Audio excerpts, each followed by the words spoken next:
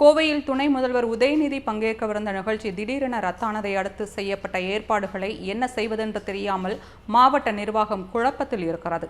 கோவையில் துணை முதல்வர் உதயநிதி மார்ச் 23ஆம் தேதி பல்வேறு அரசு நிகழ்ச்சிகளில் பங்கேற்று அரசு நலத்திட்ட உதவிகளை வழங்க இருந்தார். இதற்காக மாவட்ட நிர்வாகம் சார்பில் பிரம்மாண்ட ஏற்பாடுகள் செய்யப்பட்டன. ஆனால் அவரது வருகை திடீரென ரத்தானது. இதனால் இரவோடு இரவாக செய்யப்பட்ட பிரம்மாண்ட ஏற்பாடுகளை நீக்க வேண்டுமா அல்லது அப்படியே வைக்க வேண்டுமா என்ற குழப்பத்தில் மாவட்ட நிர்வாகம் இருக்கிறது. குறிப்பாக மாற்றுத்திறனாளிகளுக்கு வழங்குவதற்காக ஒதுக்கீடு செய்யப்பட்ட 500க்கும் மேற்பட்ட 3 சக்கர ஸ்கூட்டர்கள் ஒரு மாதத்திற்கும் மேலாக துணை முதல்வரின் தேதிக்காக கடும் வெயிலில் கோவை மாவட்ட ஆட்சியர் அலுவலக வளாகத்தில் நிறுத்தி வைக்கப்பட்டிருந்தன. இவை துணை முதல்வர் மூலம் மாற்றுத்திறனாளிகளுக்கு கொடுக்க திட்டமிடப்பட்டு இருந்தது.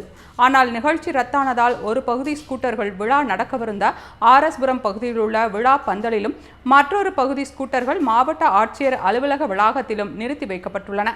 இந்த ஸ்கூட்டர்களை கொடுக்கலாமா அல்லது அப்படியே நிறுத்தி வைக்கலாமா என்ற குழப்பத்தில் கோவை மாநகராட்சி நிர்வாகம் இருக்கிறது.